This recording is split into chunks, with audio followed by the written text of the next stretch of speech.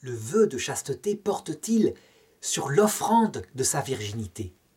Ça, c'est une question que posent souvent les religieuses qui ont beaucoup plus que les religieux le sens de l'importance qu'est la virginité. En effet, pour une femme, le jour où elle se donne pour la première fois à un homme, c'est normalement le signe, et c'est intime en elles le sentent, qu'elles ont donné leur âme entièrement. Elles font confiance au niveau corporel parce que leur âme est donnée. On sait bien que les jeunes actuellement perdent ce sens-là de la virginité et le donnent seulement parce qu'elles sont amoureuses. Et quelquefois, c'est évidemment un gâchis puisque l'autre s'en va et ça n'aboutit à rien.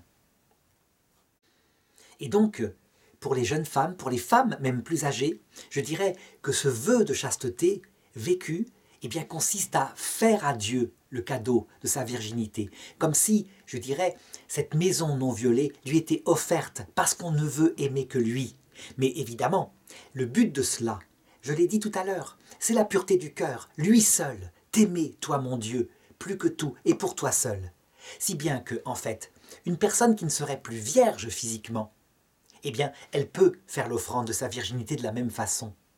Et les garçons qui, eux, fonctionnent un petit peu différemment. Il n'y a pas de virginité chez un garçon, comme ça en apparence. Mais en réalité, si il y en a une, de la même façon, ils peuvent se calquer sur cet esprit féminin pour faire une offrande de leur sexualité qui est absente, évidemment, afin d'avoir un cœur purifié en Dieu.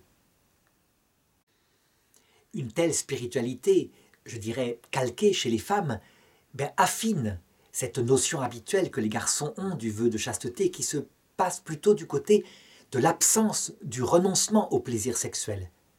Évidemment, il y a un sens beaucoup plus profond, comme je l'ai dit, dans l'offrande de sa virginité.